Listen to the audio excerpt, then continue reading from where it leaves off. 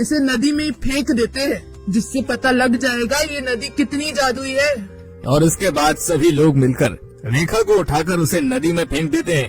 पर रेखा तो नदी में डूबती ही नहीं, बल्कि नदी के ऊपर वो चलने लग जाती है। ये देखकर सभी बहुत हैरान होते हैं। रतनपुर गांव में बाला अपने परिवार के साथ रहा करता था। वो लोग ज्यादा अमीर नहीं थे और उसका कारण बाला खुद ही था, क्योंकि वो हमेशा आलस करता, जिस वजह से उसकी पत्नी रेखा उससे बहुत ज्यादा परेशान रहती थी। अरे कुछ काम धंधा कर लिया करो, जब देखो तब घर पर ही पड़े रहते हो। हे राम, पता नहीं हमारा पालन पोषण कैसे होगा। अरे क्या तुम भी काम धंधे की बातें करती हो? अभी हमारा गुजारा हो तो रहा है, जब गुजारा नहीं होगा तब मैं काम कर लूंगा। वैसे भी मुझे अच्छा नहीं लगता कि मैं दूसरों के यहाँ पर काम करने जाऊँ। तो और क्या करोगे? हम जमींदार तो है नहीं जो पड़े पड़े खाएंगे।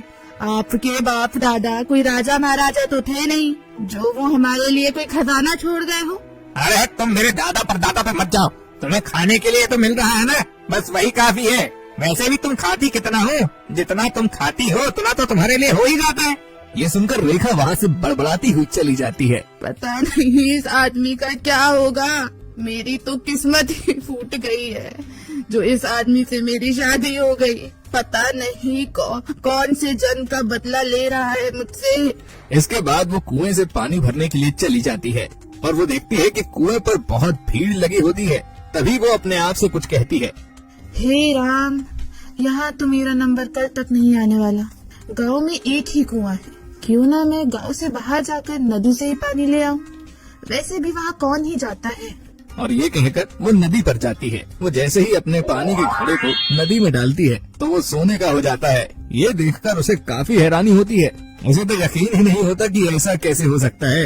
और वो भागते हुए घर पर आ जाती है और अपने पति से कहती है, अरे सुनिए जी, अरे सुन तो लो, अरे इधर तो आओ, देखो, अरे देखो ना, हमारा घड़ा सोने का हो गया है। क्या? ये तुम क्या चिल्ला रही हो? सोने का घड़ा? पर ये आया कहाँ से? अरे हमारे गांव के बाहर जो नदी है ना, वहीं से मैं पानी भरने गई थी। जैसे ही मैंने मिट्टी का घड़ा पानी में डाला तो वो सोने का हो गया। मुझे तो बहुत खुशी हो रही है। क्या तुम ठीक कह रही हो?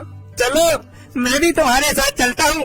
और इसके बाद वो दोनों दूसरा घड़ा ले जाते हैं और वो जैसे ही उस घड़े को पानी में डालते हैं वो भी सोने का हो जाता है। ये देखकर बाला बहुत खुश होता है और कहता है, अब तो मजा आ जाएगा, अब तो मुझे कभी भी काम नहीं करना पड़ेगा, अब तो मैं आराम से लेटे लेटे खा सकता हूँ। हे भगवान, तूने मेरी सुन ली। जय हो, जय हो, जय हो, तेरी जय हो भगवान। और इसके बाद वो दोनों घर पर आ जाते हैं। उन लोगों का गुजारा काफी अच्छे तरीके से हो रहा था।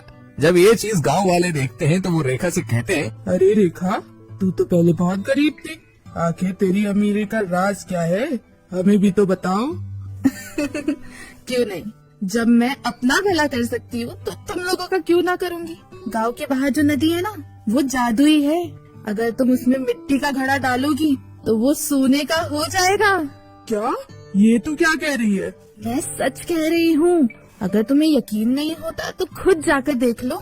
ये सुनकर सारे गांव वाले नदी के पास पहुंच जाते हैं और एक एक करके अपना मिट्टी का घड़ा उसमें डालने लगते हैं। पर वो जैसे ही अपना घड़ा पानी में डालते हैं वो पानी बह जाता है, यानी कि उनका घड़ा सोने का हो ही नहीं पाता है। ये देखकर सभी रेखा के घर पहुंच जाते हैं। रेखा, ओ रेखा, हमें बड़ा बेवकूफ बनाया तूने।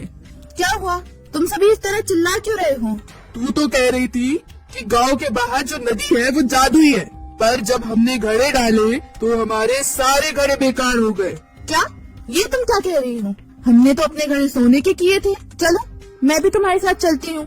और ये कहकर वो एक घड़ा नदी पर ले जाती है और जैसे ही उस घड़े को वो नदी में डालती है तो वो घड़ा भी बह जाता है। ये देखकर वो काफी हैरान हो जाती है। अरे कल तक तो ऐसा कुछ नहीं था, ये कैसे हो गया? कल तक तो ये नदी सोने का घड़ा बना रही थी, तो फिर आज मिट्टी का कैसे? मुझे तो कुछ समझ ही नहीं आ रहा है। अच्छा, तुझे समझ नहीं आ रहा? तू हमें बेवकूफ बना रही है, समझी? ऐसा कुछ भी नहीं होता। तूने जरूर कुछ न कुछ घपला किया होगा, इसलिए मन गढ़ंत कहानियाँ बना रही है। अरे नहीं नहीं, ये नदी जादुई थी। अच्छा, ऐसी बात है। चलो इसे नदी में फेंक देते हैं, जिससे पता लग जाएगा ये नदी कितनी जादुई है।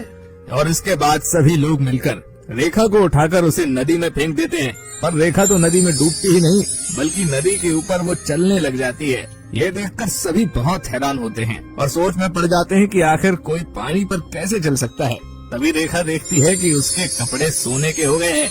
ये देखकर वो काफी खुश हो जाती है और खुश होकर कहती है, मैंने कहा था ना ये नदी जादुई है, पर तुम लोगों ने मेरी बात ही ना मानी। अब खुद ही देख लो, देखो देखो मेरे सारे कपड़े सोने के हो गए हैं।